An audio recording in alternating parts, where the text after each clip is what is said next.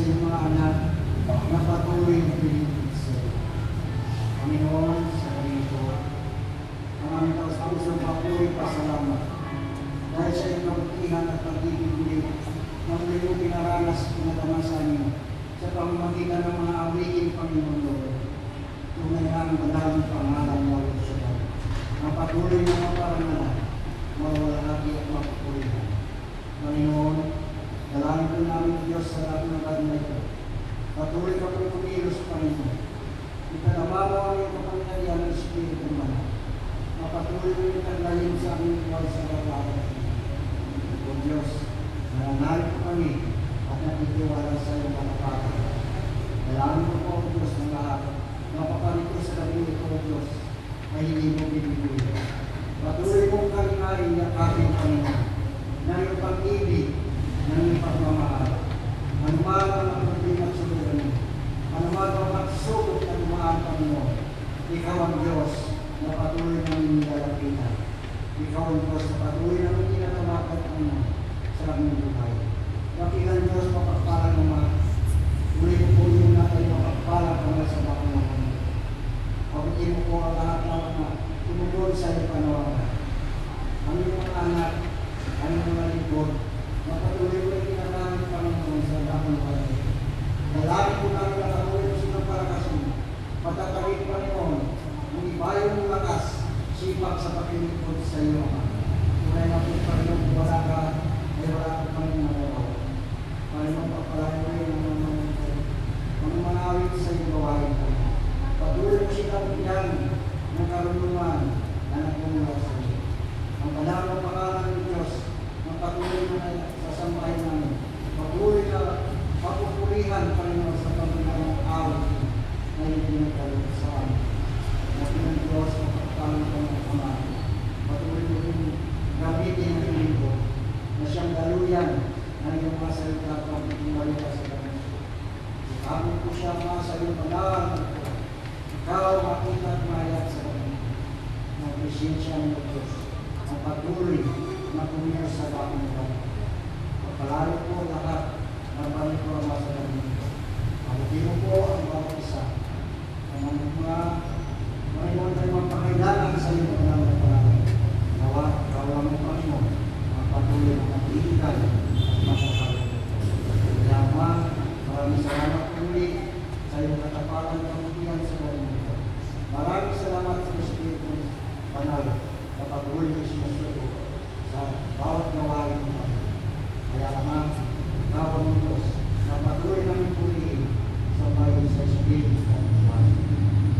Lord, ikaw ang Diyos na patuloy na nag-iingat yung mga babae sa amin. Kaya ang lahat ng pagpuli para nakakasalamat. Kaya ang ginagawa sa iyo. Ang pangalan ng Jesus, sa ngalan ng Anak ng Espiritu Santo. Amen. Glory to God. Purihin ang Panginoon.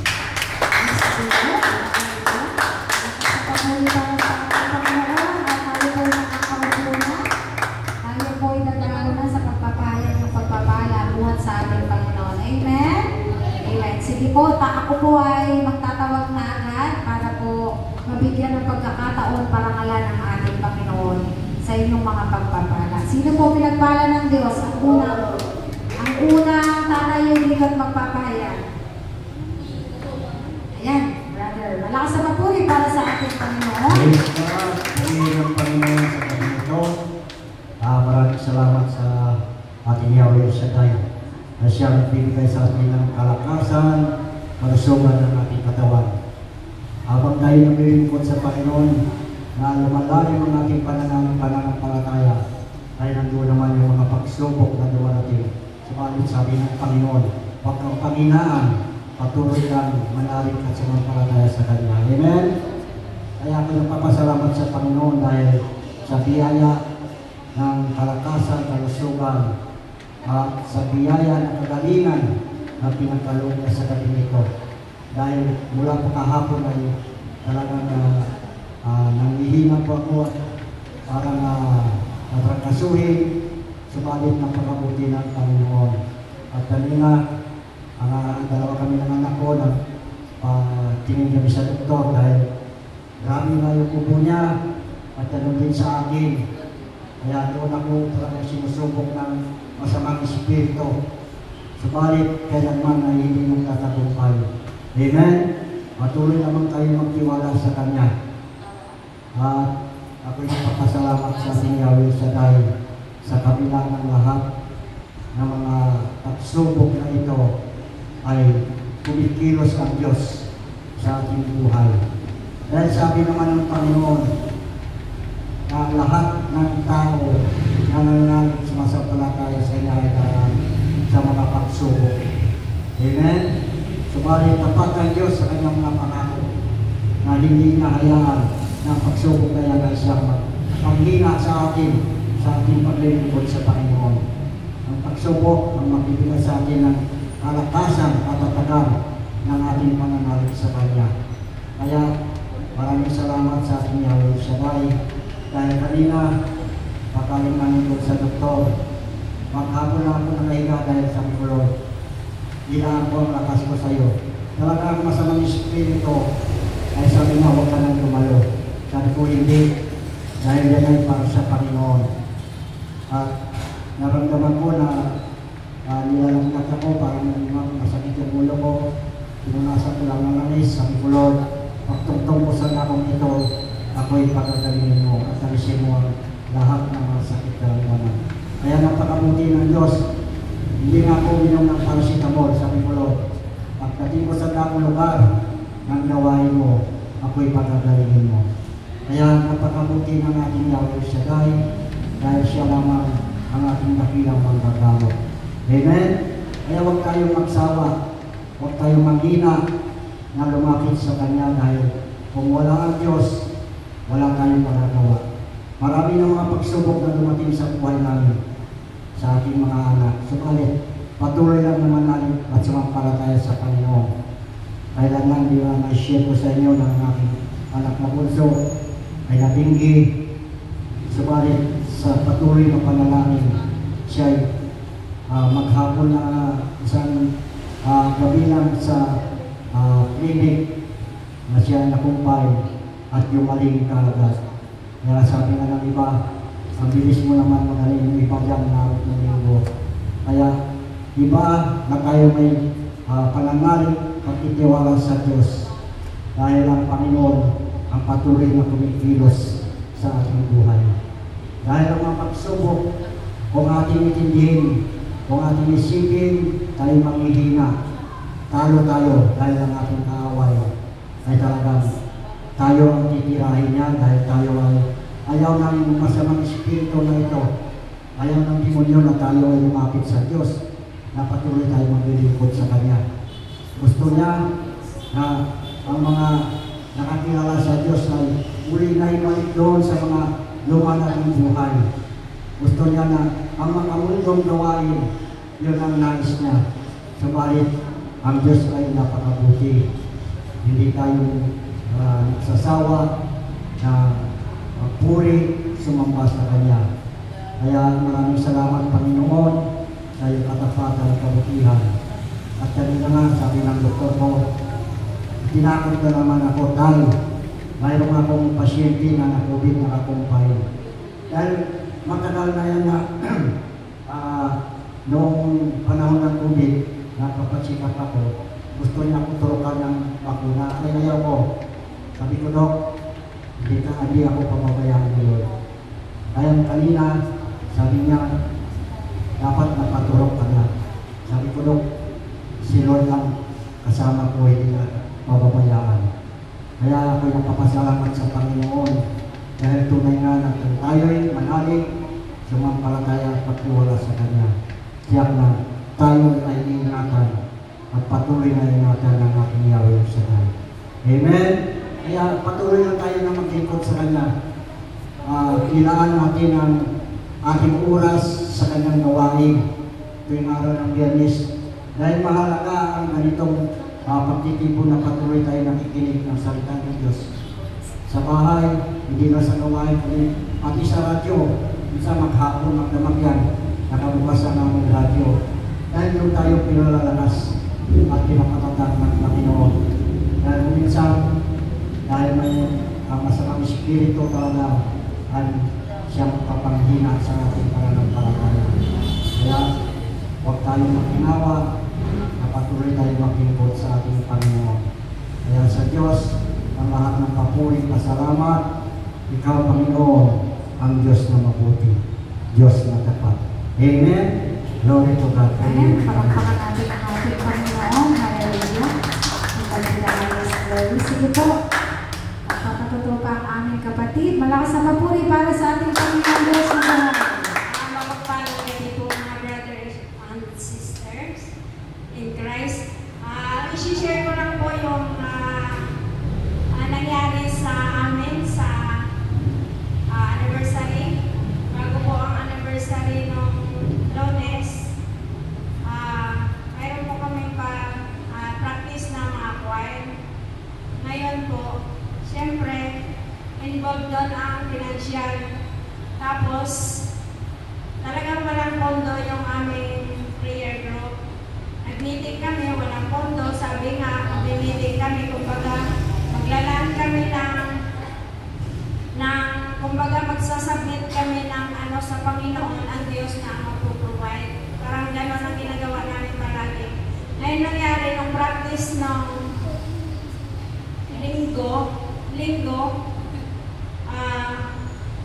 kulang pa rin sa financial, parang nag-aalala ang aming coordinator.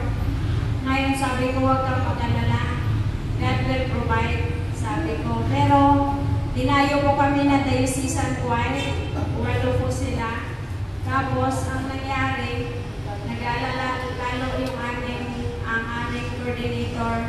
Pero sa dami namin, dahil ang mga youth dancer is higit 10, kami na mga choir is higit din 10, mga yata kami 15, kasama yung organista at saka mga banda.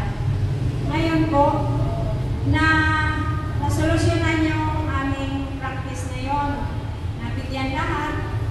Bagamat ako bilang isang manggagawa na sa lugar ng planters, hindi pa naman talaga ako ang music ministry heads, pero ginawa nila akong acting music ministry heads kasi wala si Sister Nita.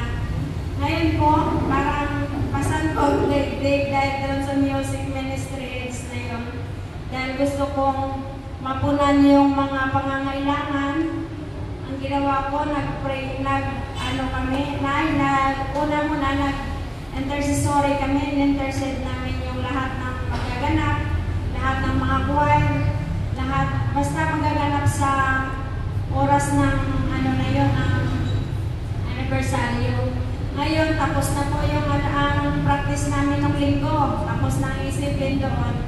Ngayon sa anniversary naman, natapos na kami sa pag-practice, sabi namin, paano kaya baka mag-awitan tayo na walang tao na pumunta. Sabi namin ng mga choir, sabi ko, magdasal tayo individual. Ngayon po, hindi ako makatulog. Kada gising ko, si Lord pa rin ang iniisip ko, Lord, gawain mo yan, hindi mo pababayaan. Tapos, talagang yung puso ko, parang nandoon talaga sa paglilingkod. Bawat gising ko, nagpe-pray ako kay Lord, Lord, provide mo lahat ng pangangailangan ng anibersaryo mo. Dahil wala nang, kahit man lang, wala talagang nalatag nung nag-meeting kami ni Piso, walang lumatag doon kung magkano. Tapos, mayroon pang patlak kami na dadalhin. Tapos sabi, sinong ganito, sinong ganyan, walang sumasagot kasi hindi alam kung saan kukuha ng financial, gano'n. Nung time, nung anniversary, talagang bumuhos ang biyaya ng Diyos. Hindi talaga pinabayaan ang lugar ng planters. Alam mo ba, ang daming tao, hindi namin alam kung paano namin pakakainin. Pero God will provide talaga, ang Diyos talaga, sabi nga, di ba? Pinakain ng ating Panginoon ang 5,000 tao. Yun sa Bible nakalagay. Kaya nanalig ako ng nanampalataya na sabi ko, Lord, itong kahuli-ulihan kong pera, ibuhos mo to sa'yo.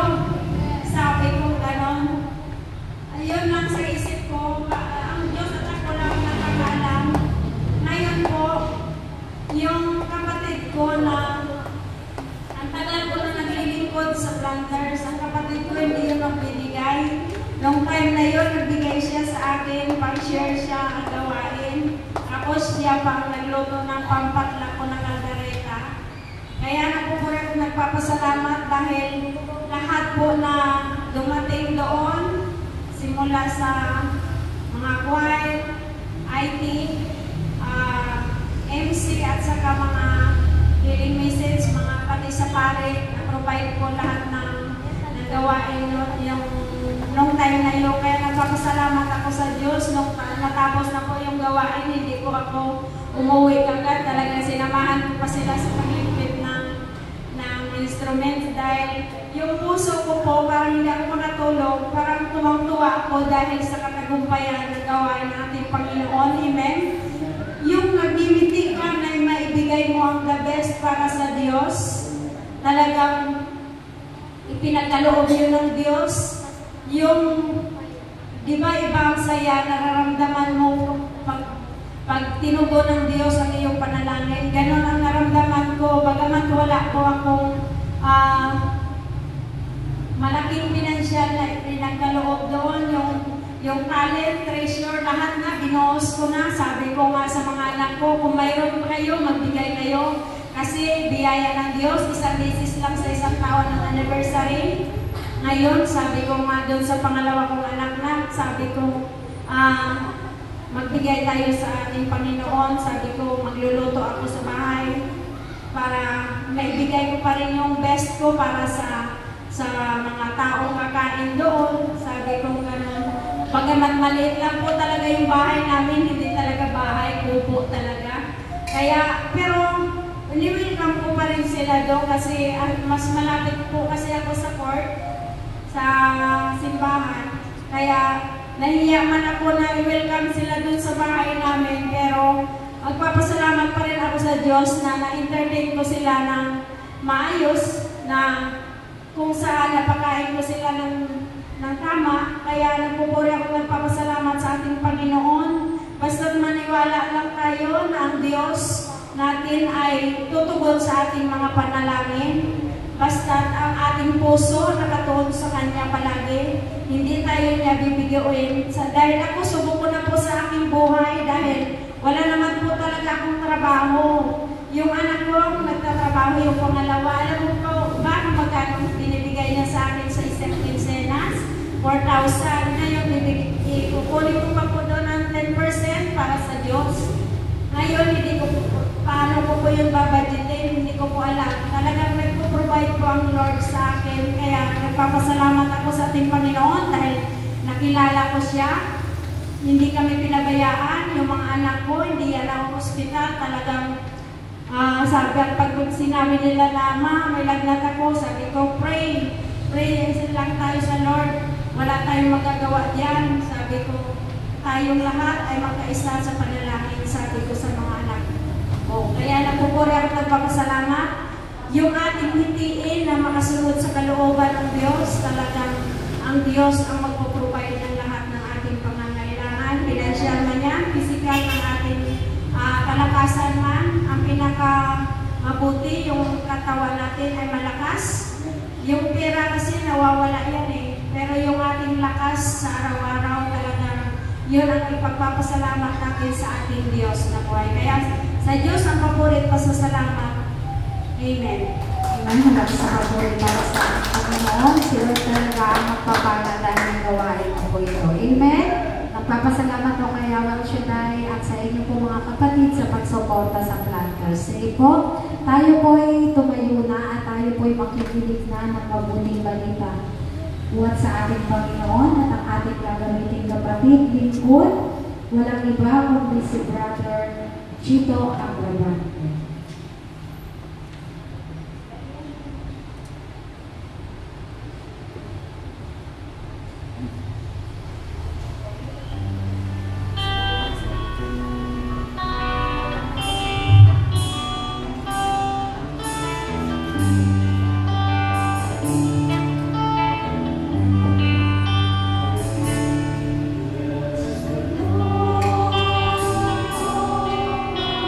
So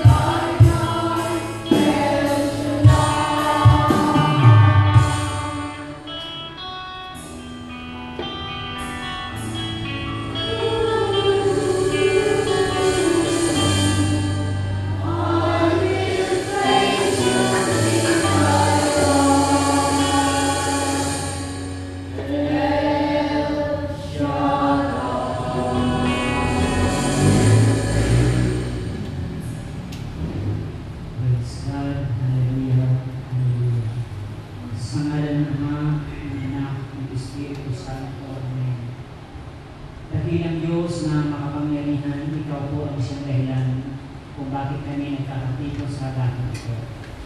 Salamat o Diyos sapagkat niluog mo ng kanibing ang kapitol na bago pa man ihagpang ang aming mga paaw, bago pa man sumagi sa aming isip na Ikaw ay aming paglingkuran.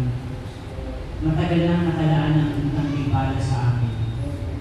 Isinusuko namin sa iyo ang aming buhay sapagkat wala hindi kami nagkakasala, Diyos.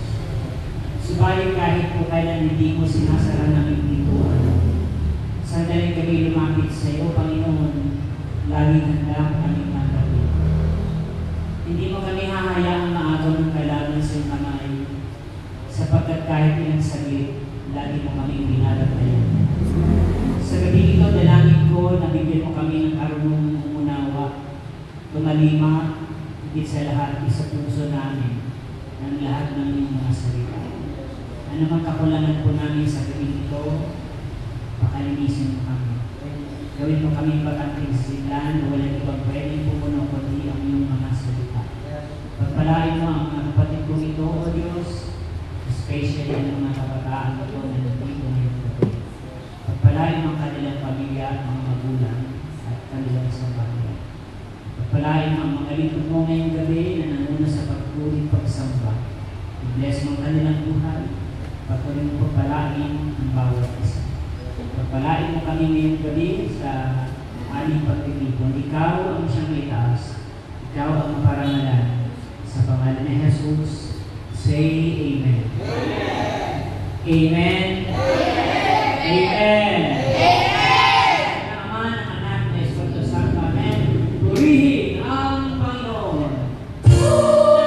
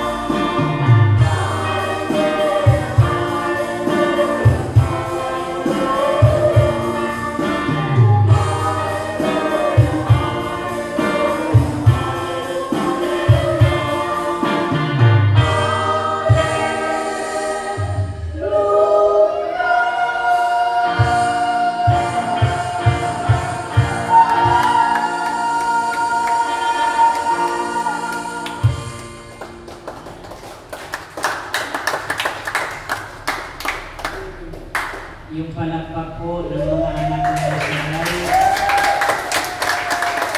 Yung palakpak po ng mga answered prayers. Yung palakpak ng maasa sa himala ng El Shaddai.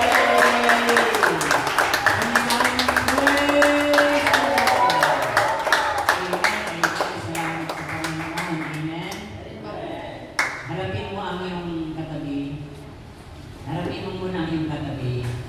Sabihin mo, kapatid, gusto mo ba na ma-answer prayer ngayong gabi?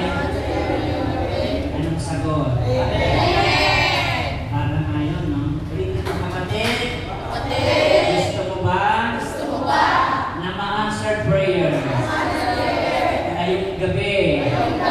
Anong sagot? Sabihin mo, kapatid, dahil naniwala ka, tsak yun. Tsak yun. Tsak yun. Answer prayer tayong lahat. Amen. Amen. Yung palakpak ng mga answer prayer. Praise God, praise God. Atin pong pakinggan ng mainam ang mensahe ng Panginoon na magiging dahilan ng ating answered prayers, no? And the Gospel of Jesus Christ according to St. Luke, chapter 3, verse 1 to 6. Lucas, chapter 3, verse 1 to 6. Ang pangangalan ni Juan Bautista. Ika-12 taon noon ng paghahari ni Emperador Tiberio. Si Poncio Pilato ang gobernador ng Judea. Si Herodes ang tetrarca sa Galilea at ang kapatid naman yung si Felipe. Sa lupain ng Itoria at Traconite. Si Lisanias ang tetrarca sa Abilinia. Si Annas at Caiphas naman ang mga pinakapuno sa sacerdote noon. Nang panahong iyon nasa ilang si Juan na anak ni Zacarias, dumating sa kanya ang salita ng Diyos. Tinilibot niya ang mga lupain sa magkabilang panig ng Jordan at nangaral. Pagsisihan niyo daligdan ang inyong mga kasalanan at pabautismo kayo upang kayong patawarin ng Diyos ni Kanya. Sa gayoy natupad ang nasusulat sa atin ni Propeta Isaias. Ito ang sabi ng isang sumisigaw sa ina. Hadangin niyo ang daraanan ng Panginoon. Tuwirin ninyo ang kanyang mga landas. Tatanggakan ang bawat lambak at titibagin ang bawat purol at bundok. Tutuwarin ang daang likuriko at papatagin ang daang baku-bako. At makikita ng lahat ng tao ang paglilinis na gagawin ng Diyos. Mga magulang at kapatid kay Yahweh El Shaddai, ito po ang magandang balita ng ating kaligtasan. Muli natin purihin sa lahat ng Yahweh El Shaddai. Praise God, praise God. At po tayong may pag-asa ma-answer prayer na yun. Amen? Praise God, salamat sa Panginoon. God is a God of purpose, no? Ang sabi ng Panginoon, ang tao ang nababalak, pero ang Diyos ang siyang nagpapatupad. Kanina po, galing po ako ng Upang 5, ang tagal ko rin hindi nakapunta doon. Along the way, nakalagay yung aking pong sa harapan ng aking motor. At may nag-text si Brother Nando, and i-pray din natin siya. Kasi ang kanyang asawa ay nagsusuka daw. Si Brother Nando na Lores supposed to be here.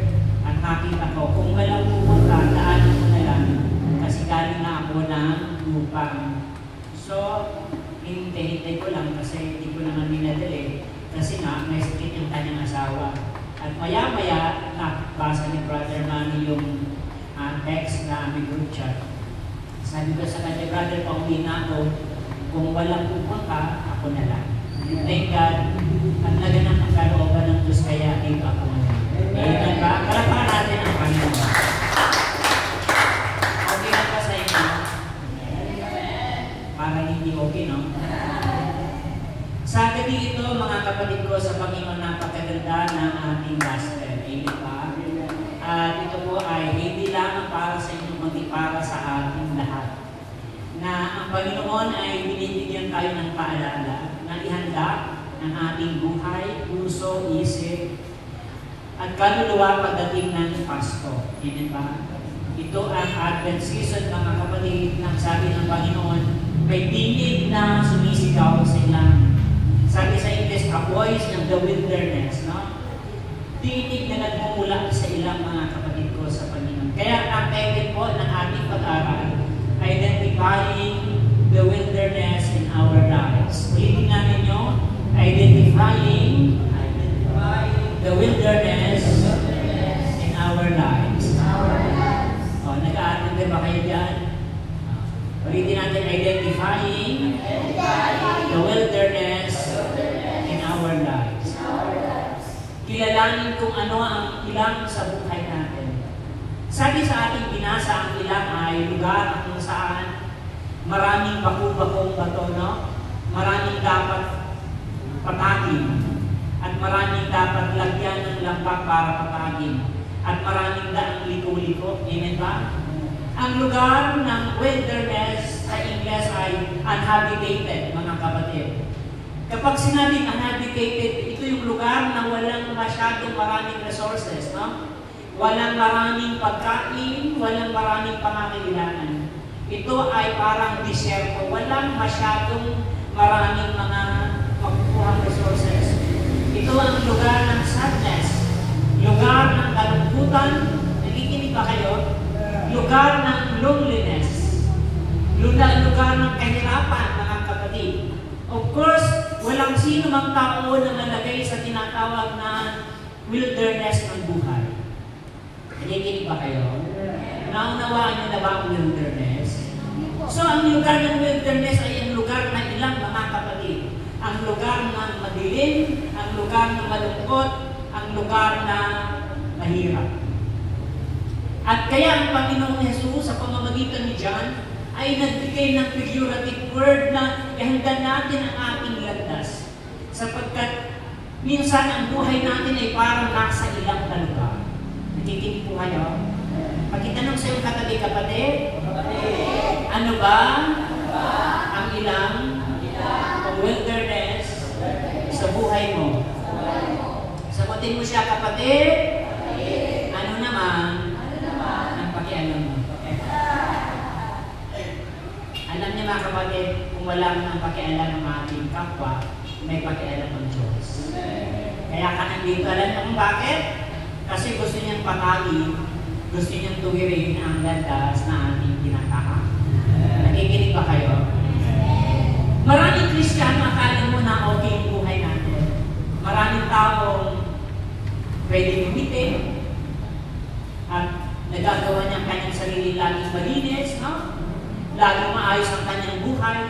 Kung titingnan mo, okay siya. But sometimes may mga taong okay tingnan, may gera sa kanyang kalooban. Nakukuha niyo? May gera ang kanyang loob, naghihirap siya, nag-overthinker, mga kapatid. Isa sa pinakamahirap sa buhay ng tao, yung tayo ay emotional distress, no? Yung tayo ay may kabigatan sa loob. Yung tayo ay nahihirapan na akala mo kinakaya-kaya mo lang. But then again, sa loob natin, masyado tayo binigera ng sarili nating mga kabuluhan. Amen po ba? And this is the reason why ang Panginoon ay nag-offer sa atin ng peace of mind, mga kapatid. Sapagkat kung meron ng pinakamagandang yaman sa buhay ng tao, ay ang makalaya sa masalimuot na pamumuhay. Amen po ba? Gusto niyo ng marites? Mamaya na lang.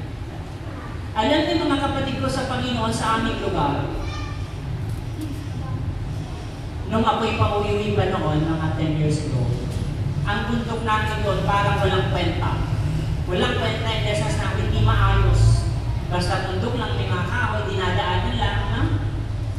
Pero bibigyan doon yung dumadaan kasi parang lugar na wilderness din. And along the way, lumipas yung maraming taon nang umuwi ako mga nakalipas yung taon ito. Mayroon na mga cottage doon. Yung dating pato-pato, yung dating madilim, ngayon ay maganda na. At hindi ka na pwedeng pumasok doon na wala kang pambayad. Kasi ang lugar na yun ay na-discover na, ang lugar na yun ay na-develop na. Kumbaga, na-develop na maayos, mga kapatid. Ito yung ibig kong sabihin, yung lugar na ating kinalala dyan, sometimes akala natin walang kwenta, no? Pero pag naayos, kapag napaganda, umaayos ang buhay. Ganun din sa buhay niyo. Di ba? Dati ang buhay natin ay walang kwenta. Dati ang buhay natin ay hindi tayo kilala. Dati ang buhay natin ay laging magulo, but then again, kahit pa paano, nakaahon tayo sa lugar ng masalimuot ng ating lumang buhay. Nakikinig ba kayo? Kaya nga ang gusto ng Panginoon, ma-identify natin yung ating wilderness. Alam mo kung bakit? Sabihin niyo bakit? 2025 na naman, kapag hindi tayo natuto, ganun pa din yung buhay natin.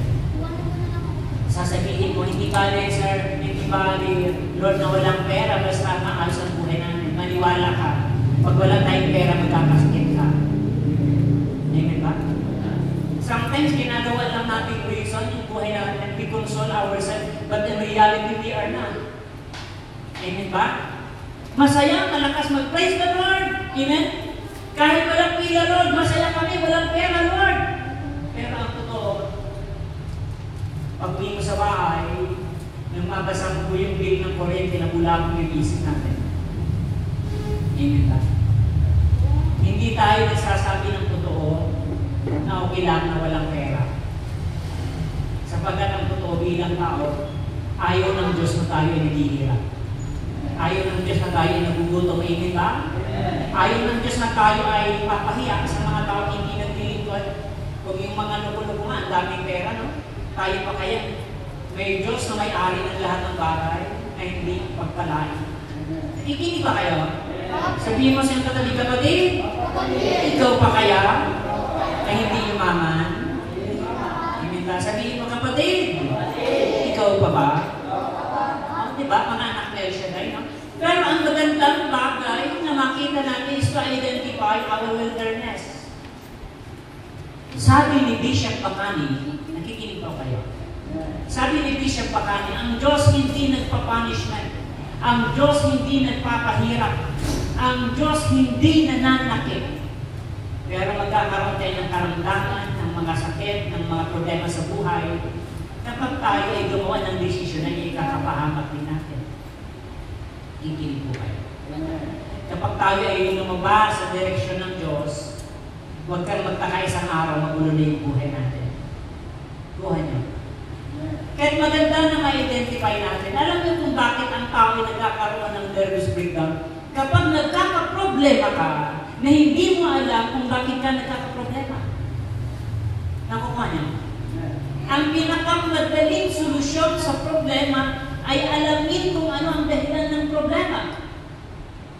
Kasi pag ang problema mo ay pera, doon ka mag-focus kung paano magkapera. Pero kung problema ka na di mo alam ang problema, di ka na makakatulog. Pagod na pagod na. Pagtulog mo sa gabi, bigit ang mata mo, nakalapat ang likod mo, pero pag gising mo sa umaga, pagod na pagod na. Kuha niyo? Nakaranas ba kayo ng gano'n? Pag may problema tayo, amen? Kahit itong mga batang ko, nagkakaproblema na dito. Pag nalaman nila yung magulang nila, walang pagbigay ng papaon. Iniwala mo ba yun? Kapag ang mga magulang ng batang ito ay nag-aaway yung kanilang mga parents, ako, may iba silang tinatawag na wilderness sa buhay nila. Yan ang natin ang dahilan kapag ang mga magulang ay puro lang asa, puro lang away, pero hindi napapansin yung mga anak. Yan ang wilderness nila, hindi ba? Pero salamat sa Diyos, sapagkat kapag ito'y nagpatuloy sa paglingkod, iaahon sila sa magandang buhay na bigay na El Shaddai. Amen ba? Sabihin nyo, Amen! Palapakan natin ang Panginoon. Wilderness and our lives. Iba't iba yung dahilan kung bakit tayo nandito. Siguro, problema sa anak, sa asawa, problema sa trabaho, problema sa pera, problema sa kalusugan, problema sa emosyon. Ang dami-dami.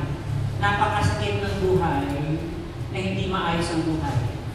Yung may kaaway ka sa bahay, paglabas mo ng bahay, magpapahinga ka, pero napalang inutangan na hindi mo pala babayaran. Ang sakit, di ba? Akala mo magpapahinga ka, lalabas ka muna ng bahay. Paglabas mo ng bahay na alala mo, may dadaan kung may utang ka pa.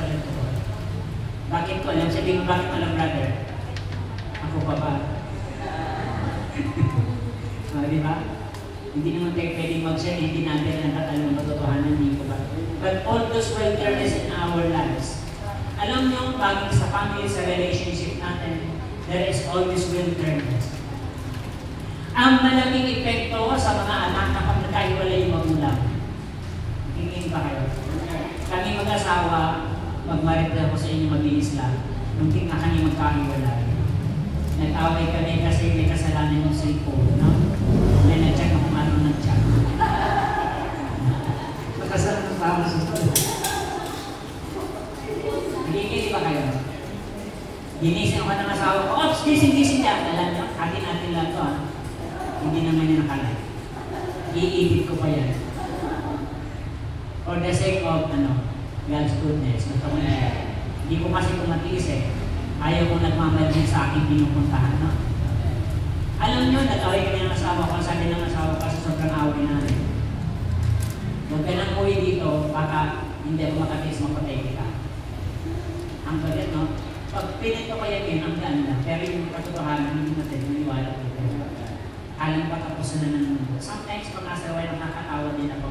Pero yung heaviness ng tuon talaga. Hindi madali. It takes a process, 1 year, 2 years, or many years in lives. Kaya, ito yung nagpapatatag ng buhay natin maglilingkod. Na unti-unti, ipiktik yung biyaya ng Diyos. Sabi ng asawa ko, huwag ka nang umuwi. Okay. Nag-mission mo na ako ng 1 week. Sige na, nag-mission ka muna. Pagkatapos ng sa linggo ito, bahala ka na sa buhay mo. Umuwi ka na sa kapatid mo, mayaman naman yung pag-ibig mo, may pera naman sila, mag-recruit pa kung anong gusto mo. Pero huwag ka nang babalik dito. Unang linggo kong hayo, alam nyo, doon ko na-realize yung God's goodness. Yung mga tao ang nag-o-offer sa akin ng kape, yung mga tao hindi ko kilala nagbibigay ng tubig, yung mga tao hindi ko kilala na umingiti, na nagbibigay ng warm feelings, no? Yung mga tao nagbibigay ng advice, nakikiti ba kayo? Na kahit pa paano may mga taong fake dito, pero nandoon pa rin yung pakikisama. Nakikinig ba kayo? Kasi ang yaman natin yung prayer partners, mga kapatid. Yung tipong kahit pilit-pilit ina-advise ang ka, parang sinasabi nila, brother, buti nga sa'yo. No? Pero nandoon, nararamdaman ko yung biyaya ng Diyos. Along the way, ang kagandahan ng aking buhay, alam ko ano, sabihin nyo ano, brother. Kahit anong pagsubok, may matibay akong pamilya na sasandigan. Nung magkaaway kami ng asawa ko, ang tanong ng kapatid ko, hindi sila nagsiyasat kung anong kalokohan mo. Hindi sila nanisi. Hindi sila nagtanong. Hindi sila nagsumbat. Nang kagaya ng ibang tao, ano kasing ginawa mo, lukulong ka, di ka pa nagbabago na. Hindi pa nga nakakatulong susumbat ng kanan. Ayaw ganun, di ba? May magmahal sa buhay, hindi pa nga tulong-tulong, pero sinisisi ka na. Hindi pa nga alam kung anong kailangan mo, sinisisi ka na. Nakikinig ba kayo? Sabi ng mga kapatid ko, anong problema mo? Huwag kang mag-alala. Sabi ko, gusto ko malaman ang problema, huwag na. Alamin ang problema, ang kailangan namin, ano ang kailangan. Yan, napakaganda, no? Gumaan agad yung aking bibig. Sabi nila, sabi ko, di ako mo sa asawa ko kasi nag-away ka rin. Oo nga eh, galit na galit yung asawa ko, nag-post ka sa Facebook eh. Hindi ba? Anyway, nasaan ka ngayon? Eto, nasa labas ako, galing ko ng mission, nagpapalamig. Sabi niya, may pera ka ba dyan? Sabi ko, magandang tanong yan. Binigyan nila ang Gcash, nag-hotel mo na ako. Hotel mo na ako. Magdapat pa ako sa hotel, pero hindi ako nakatulog maniwala. Lahat ng mabubuting bagay na pinaramdam ng Diyos, pinaunawa sa akin. Alam niyo, kailan ko na ako dito sa Rizal? 10 years na ako dito. Dahil ko nang nakayagan ng goodness of God. Pero sabi ko, Lord, yung 11 years ng pag-share ko dito ng kabutihan ng Diyos ay pinawi ko sa isang pagkakataon sa kalukuhan ko. Nakukuha, di ba? Na gano'n yung share ng kabutihan sa buhay at pwede ko palang sirain ako mismo ang magsisira. Nakukuha, di ba? Umiyak ako ng umiyak sa hotel, sabi ko sa asawa ko. Sige, din ako uwi dyan. Ganda ko na lang yung laptop, yung cellphone ko diyan, mga chargers, sa kahit at mga gabi uwi na ako. Alas ng umaga, labas na ako ng Orange Hotel doon sa may Mountain. Paglabas ko doon, alas ng baga, lakad-lakad na ako, malapit lang doon yung bahay namin. Pagtingin ko sa kwarto, nakaupo na yung asawa ko at maagang pa. Hinahanap ko yung baleta, bibig-bidig ko na lang uuwi na ako. Pero walang balita, walang inihanda. Sabi niya, wala akong inihanda yan, pero kung porsigilin ito ba, magbalik ka ng sarili mo. Magbabalik ka ba? Hindi na sinalo, no? Pero alam nyo, kahit hindi na siya galit, ramdam ko yung heaviness. Sa may mga may asawa, alam nyo, kahit hindi kayo nag-aaway ng salita, ramdam ko yung bigat, no? Kahit hindi kayo nagsasalita, yung atmosphere ng palibot ang bigat, no? Ang hirap. Kahit hindi kayo nag-aaway, nagsusumbatan, hindi kayo nagbabakayan, nandoon yung heaviness, nandoon yung espiritu ng kabigatan. Na parang di mo alam kung saan pinakamalalim na lugar ka nandoon. Wala kang peace of mind. Mayroon kang takot na ang hirap sumilin, ha? Kasi alam mo na ikaw yung gumawa. So, akala ko, pinakain na pagdating ng Sabado, nagkayo ako ay nagkayo ko na. Nag-attend kami ng Member City. Pag-attend ng Member City, nakayakap na siya papunta sa nakamoto, nakayakap na papunta kami ng Member. Pag-uwi ko, nakayakap pa din siya. Pero ang isip ko, lumilipad. Hindi ako kumbinsido sa yakap niya. Tapos maya-maya, pagliko ko ng kaliwa, papasok na dun sa bahay namin, may rumaharagasan mo. Lasing, walang ilaw, walang preno. Bagsak kami dalawa. Yung kasama ko tilapon, tumiligis yung kanyang dugo sa paka. Yung ito ko naman na-fracture ka talaga, gusto ko nang himatay. Niyakap ko na lang yung bag kasi marami ng tambay na gusto man naman talala. Pag na-aksidente ka na, marami pang tambay na gusto man samantala. So, niyakap ko na ito. Yung asawa ko, ang tapak niya. Sabi niya, huwag kang umalis, dihan yung nakamotor, huwag kayong umalis din, ha? Kaya, napili ng asawa ko yun. Tatay ko kasi, hindi ka lumabot sa tagilid na lupa. Ang lakas, ha? Ang lakas. Sa personality ko, mahirap ko siya, ang lakas. Hindi na lang kami sa ospital. Alas 3 ng umaga, nag-uwi na kami. Tapos, pagdating namin sa bahay, may tahi siya sa paa, may banda naman ako dito. Sabi niya, ano nang gusto mo sa buhay mo? Sabi niya asawa ko. Sabi ko, ano kung gusto ko? Isip ko lang. Yung tanong na hindi mo alam kung saan sasagutin, kakakuhan niya ba yan? Sobrang wilderness talaga. Hindi ko alam kung hanggang saan na niya. Nakaupo siya sa katre. Ako naman nakatayo na. Ano gusto ko sa buhay mo? Ito na tayo. Nakawin ka tendang na. Hindi ako umiyak.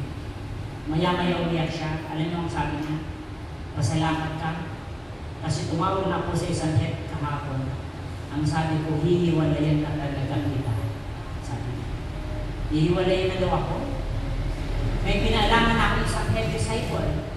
Kaya sabi niya, pero mabait pa rin sa iyo ang Diyos. Sabi ko, bakit? Kasi na-aksidente tayo. Kinamagahan ko, punta ko ng Cavite kasi may nakareserve na siyang bahay doon, natitirahan. May pera naman yung asawa ko, may trabaho siya. Mag-arkelero siya doon. At alam nyo, umiyak siya. Hindi na ako makakaalis dito ngayon. Kasi ikaw ang ating paa, ako ang iyong kamay. Kasi balik na yung kamay ko. Pag nagtitimpla kami ng kape, hindi siya makalakad, kinukuha ko yung termo, binubuksan niya. Tulong lang, no? Mangiiyak siya. And along the way, iba talaga yung lingkod ng Diyos, no? Nakakalimot agad. Kahit paano humihilo man. And that's the wilderness. After a day, nakikita ko na yung mas lalong maganda na plano ng Diyos. Sabi ko, Lord, salamat sa Panginoon kasi binigyan pa ako ng chance na makapaglingkod. Pero alam niyo ano masakit? Sabihin niyo ano, brother? Yung Diyos pinatawad ako, may mga taong mapagmata. May mga taong sinusukat ka. May mga taong hindi natutuwa na naglilingkod ka kasi makasalanan ka. Sabi sa akin isang brother, nagpipreach ka pa. Sabi ko naman, biyaya ng Lord. Sabi ko, huwag kang mag-alala, ikaw na lang hindi nagpapatawad. Asawa ko, pinatawad na ako. Yung head namin, pinag-preach na ako. May mga tao tumulong sa akin. Hindi ako iniyak. Kasi ako expected ko na matitigil na ako. Hindi ba? Pero God is a God of grace. Pero may mga tao marunong sumukat. Kaya sabi ko sa kanila, okay lang gustahan nyo kung mula tok-tok hanggang baba. Sikapin mo lang na hindi ka magkasala sa mundo. Nakukuha niyo ba? Huwag ka dapat mahiyak na nagkasala ka, pero huwag ka din magmayabang na nagkasala ka. Sikapin mo lang na sa bawat pagbagsak, matayo ka. Sapagkat kahit agawin ka ng demonyo hanggang buhay mo, lapain ka ng anumang halimaw sa mundong ito, pag may nahahawakan silang Diyos, hindi ka niya bibitawan. Sapagkat mahal na mahal ka ni Yahweh ang Shaddai. Kahit anong lakas ng demonyo na para magkakawatak-watak ka na, mahuwasan na yung buhay mo, huwag ka natakot. Kasi pag may nahahawakan pa ang Diyos sa puso mo, may nahahawakan pa ang Diyos sa buhay mo, hindi ka magkakawala. Ito yung pinaninigan ko, sabi ko, Lord, ang bigat, pero ang sarap na makita ko yung tunay na kabuluhan ng buhay. Kasi hindi madali magbuhay. Because this life is full of struggle. Kung ngayon ka nagpapakabalik, ang daming kalaban na gusto kumatak sa iyo, amen ba? Pero ang Diyos nagbigay ng reminder, ayusin mo ang buhay mo, tuwirin ang liku-likong landas, patahin ang baku-bakong daan, lambakan ng mga walang lugar, mga kapatid. In this life, kailangan makita natin. Sometimes, akala natin okay tayo, pero hindi. Nakikinig ba kayo? May nakita na kayo mga tao na makinis yung mukha sa kaka-aspect niya, no? Pero ang katawan niya may ito. Pero gano'n. Hindi ako sa salita na hindi maganda. My point is, ang buhay natin sometimes, may mga bagay lang na malinis tayo. But within the area, alam ng Diyos yung ating ang kasalanan. Ang tunay na malinis, hindi lang bahagi ng buhay natin. Sometimes pwede mong linisin ang mga bagay na nakikita ng kapwa mo, pero may mga bagay sa private ng buhay mo na hindi ka lugod-lugod sa Diyos. Kaya napakaganda na ma-identify natin. Kasi pag hindi tayo nagtatanong sa Panginoon, ano bang mga wilderness, ano bang mga kakulungan sa buhay, meron tayo na hanggang ngayon hindi ka nakakaahon sa kahirapan. Sabi ko nga lagi, pag hindi tayo nag-ayos ng buhay, may pera tayo parang butas ang bulsa. Pero pag nakita ng Diyos, kaya lang sukatin niya kung ano yung desire mo sa buhay. Kaya minsan nagtatanong tayo, bakit sila mabuti? Bakit sila masama? Pinagpapala ka ng wala. Ang tanongin natin ang ating sarili. Nakukuha niya. Ang tanongin natin ang ating sarili.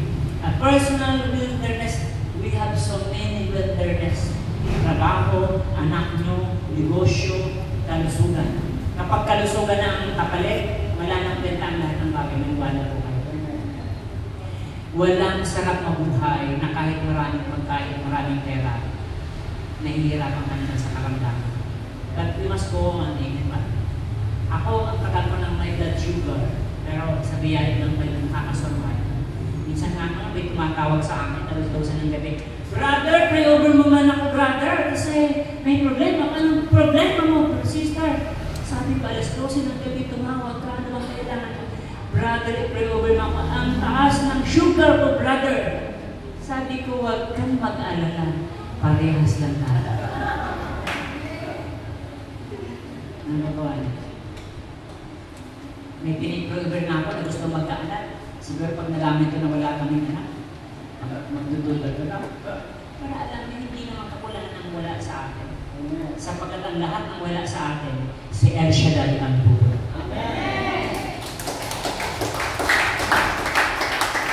Isa nang tayo sa magulang, sabi ng isang magulang, brother, nagtiis, naghirap, nagtipid, nagpagod, nagsikap, para yung aking anak makita kong mag-graduate, makapag-aral ng mabuti. Kaya ng brother, alam naman ng masakit, makatapos may establish yung buhay ng aking mga anak, nagtuturuan sila kung sino mag-aalaga sa akin. Di ba? Ang sakit? Sakit mo. Ang sakit na binigay mo. Anyway, ang magunang daw walang karapatan naman ng kasi ng responsibilidad nila. Pero, common sense kapag tao ka, yung malasakit sa'yo, gagantin mo. Kaya minsan yung mga anak, lalo yung magulang walang pera, kawawa, maniwala ko kayo. Magtuturuan sila kung sino mag-aaral. I thank God bago namatay yung nanay ko na napakalaga ko ng mga almost 1 month. Sabi ng kapatid ko nasa Dubai, huwag ka mag-alala pa dahil lang kita ng pera, thank you will araw-araw. No? Parang ganda naman, hindi sa pagyaya ba? Sometimes, nahihirapan ka na nga, wala ka pang panggasto, ang hirap no. Kaya yung nanay ko, hindi naman siya nahirapan. Pero pag may sakit talaga, ang sakit. Pero at least, hindi siya nagdududa, hindi siya nalilangan. Na mayroong mga anak na nagmamahal sa kanya. Kaya ang pinagabon natin dito, hindi mga material na bagay. Mangyari, maganap ang pag-ibig ng Diyos. Mawawalan ng penta ang paglilingkod natin na sa gawain, bless na pag-imo sa bahay, nagkakagulang pamilya. Ang pinakauna na rin natin, hindi hanap buhay, hindi pera o kailangan, hindi material na bagay, ang nangarin natin, maging maayos ang ating buhay, ang ating pamilya sa harapan ng Diyos.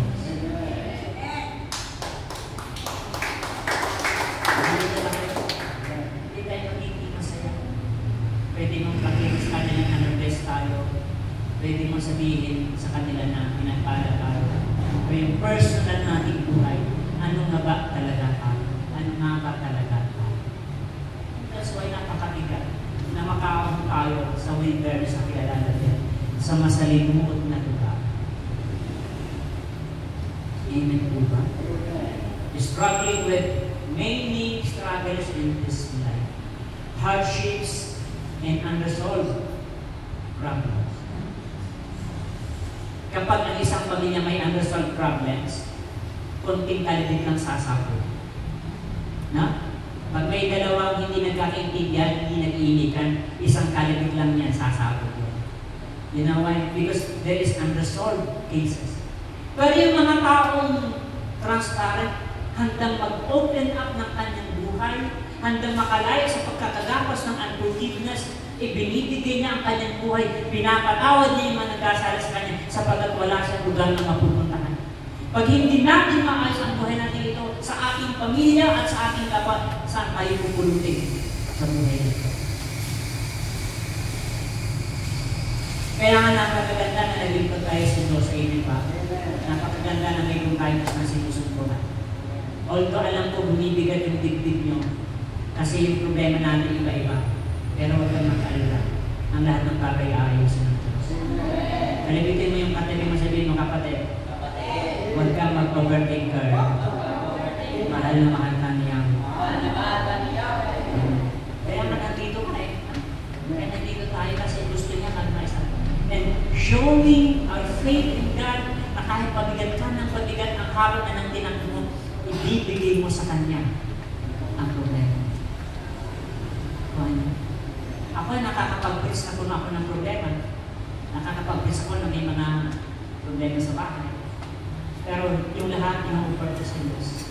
Panginoon, hindi ko ito. Minsan pag ako'y nagbasala, yun ang condition ko ang Diyos. Alam niyo kung anong condition ko? Sabihin ko na brother.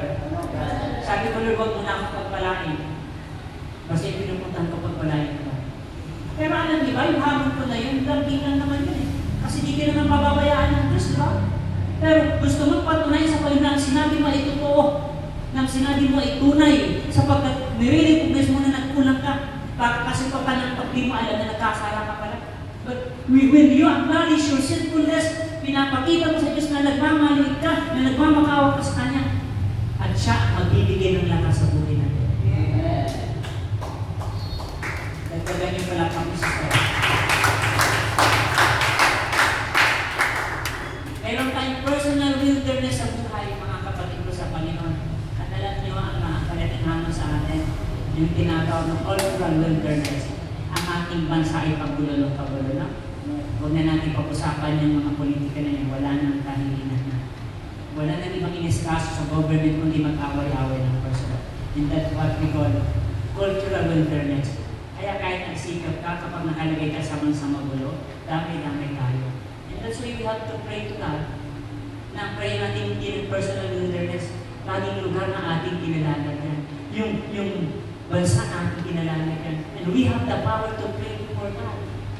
Yung mga marunong sa Senado, sa Kongreso, mga presidente, hindi nabibigyan ng solusyon. Pero pag sa SLA ang kumilos, lahat ng bagay ay may solusyon. At alam nyo, tayo mag mag-identify ang Lord sa ating buhay. Kahit pa yung mga nasa labas, napakinggan yung mga tao sa labas na hindi nila sa life. Pero problema lang, amen. Ang lahat ang nakikita nila, puro-puro politika. Pero ikaw ang puno-puno sa'yo. Hindi politika. Ang pumupuno sa pagkatao mo ay ang pag-asa na galing kay El Shaddai. Cultural wilderness, mga kapatid ko sa Panginoon. Identifying our own wilderness is a suggestion of God that we have to know ourselves before Him. At hindi maligat, tuwirin ang inyong landas, patagin ang inyong daan. Tayo na ang makakaalam nun. What are those hindrances? We can impress anybody with our image, no? Pag nakilala kong mabait ka, mabait ka. Pero sa personal natin, alam kong sino ka. Pag nakilala kang masama ka, masama ka. Pero alam ko hindi kong talaga mabait ka. Kaya sabi sa Jamie, ano sabi sa Jamie? Bawal ang judgmental. Alam ka bakit? Ang Diyos lang ang pwedeng mag-judge. Ang Diyos lang ang pwedeng sumukat sa atin. And sometimes, hindi tayo pwedeng manalo sa ating paglilingkod. In every aspect of this life, God knows everything. Kung may niluluko tayo, kung may pinagtatawanan tayo, kung may pinag-iinsulto tayo, alam mo, yung mga maliliit na kasalanan, nagiging bricks, nagiging pader, isang araw din mo na makikita ang Diyos kasi yung maliliit mong kasalanan nandito mo. May mga tao na hindi nakikita yung kasalanan. Amen ba? Pero kilala na isang manggagawa ng Panginoon. Tapos gusto siyang pag-coordinator. Gusto niya mag-coordinator. Kasi may kaya siya. Alam niya, nagsalita siya. Bakit ako mag-coordinator? Sasayangin ko lang ba ang pera ko dyan? Eh, layakan siya. Hindi niya nakalala. Bumagsak siya. Nagkasakit na siya. Nang malaman namin yan, ano ginagawa? Yung pagkasta niya pala sa pera, may nagpapadalang benefactor sa kanya, dinadayo niya. And you know what? Ang buhay natin ay hindi madali. Kaya, maging sa buhay natin, we have to identify our sinfulness. Sabi nga sa New Testament, tingin ka lang ng mahalay, nagkakasala ka. Galit mo pa lang sa kapwa, pinapatay mo na. No? Ang hirap, no? Ang hirap, di ba? Ang hirap laging bumuti.